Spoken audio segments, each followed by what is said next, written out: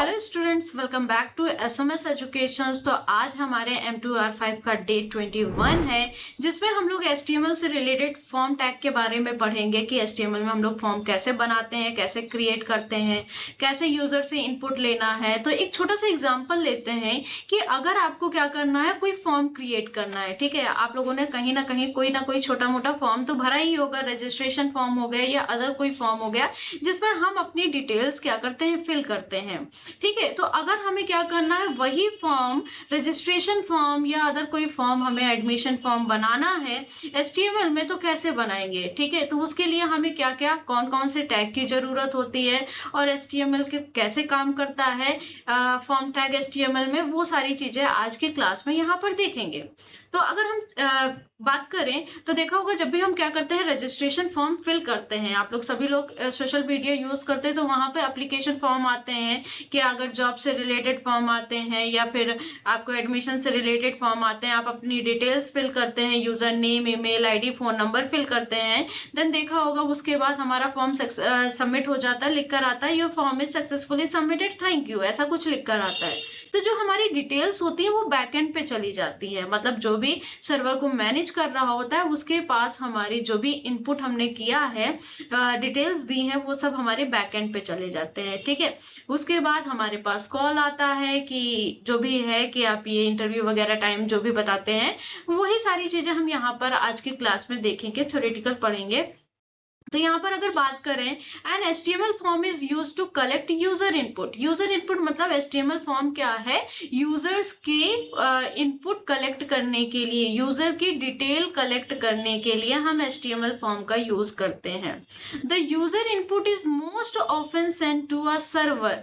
या ठीक है, इसके बाद क्या हुआ, यूजर ने इनपुट दे दिया, आपको लिख कर आ गया कि your form is successfully submitted. उसके बाद जो भी हमने डिटेल्स दी हैं वो हमारे कहाँ चले जाते हैं, सर्वर के पास चले जाते हैं। ठीक है, the user input is most often send to a server for processing. तो हमारी जो डिटेल्स हैं वो सर्वर पे चले जाती हैं आगे प्रोसेसिंग के लिए। ठीक है, तो ये आपका क्या होता है, फॉर्म होता है कि हमने फॉर्म फिल किया, यूजर से इनपुट लिया, उसके बाद हमारा इनपुट कहाँ पे चला जाता है, सर्वर के पास चला जाता है आगे की प्रोसेसिंग के लिए। ठीक है, तो इसके लिए HTML फॉर्म के लिए हम लोग क्या करते हैं, फॉर्म एलिमेंट का यूज करते हैं। यहाँ पर आपको फॉर्म एलिमेंट लगाना है फॉर्म स्टार्ट करने से पहले। The HTML form element is use to create an HTML form from user input. जो भी यूजर इनपुट करेगा वो आपको फॉर्म टैग के अंदर लिखना पड़ेगा। यहाँ पे देखिए, फॉर्म टैग को ओपन करना है, फिर फॉर्म टैग को बंद भी करना है।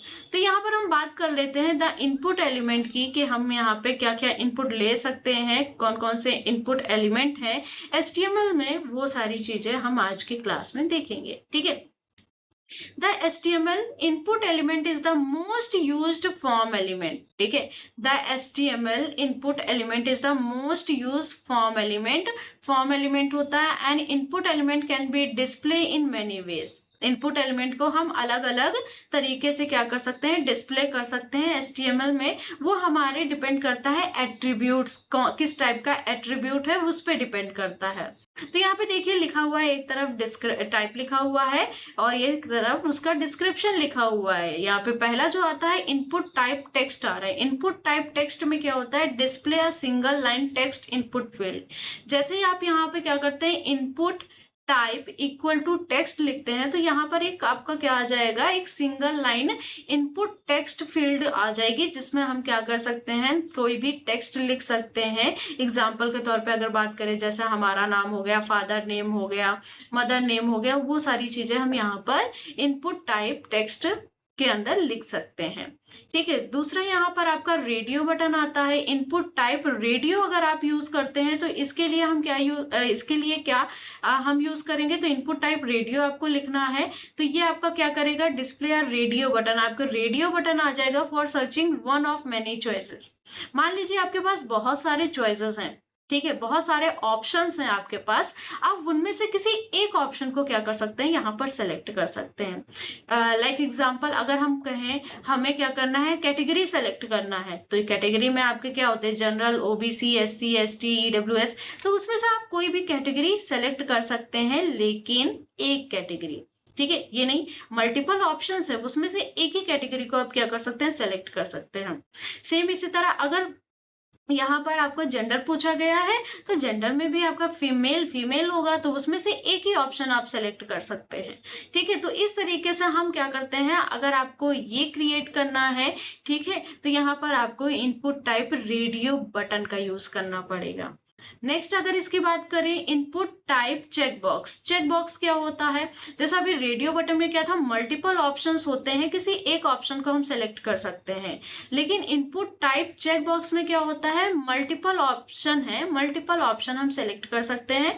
जैसे देखिए, डिस्प्ले या check box for selecting zero और मोर ऑफ मेनी चॉइसेस, आपके पास यहाँ पर कई सारे ऑप्शंस दिए गए हैं और उन ऑप्शन से आप क्या कर सकते हो, जितने भी ऑप्शंस आपको सेलेक्ट करना है आप सेलेक्ट कर सकते हो, मोर देन वन ऑप्शन आप वहां पे सेलेक्ट कर सकते हो, लेकिन रेडियो बटन में ऐसा नहीं होता है। रेडियो बटन में क्या होता है, आप मल्टीपल चॉइसेस में से आप किसी एक ऑप्शन को ही क्या कर सकते हैं, सेलेक्ट कर सकते हैं, लेकिन चेक बॉक्स में क्या होता है, आप मल्टीपल ऑप्शन से मल्टीपल ऑप्शन सेलेक्ट कर सकते हैं।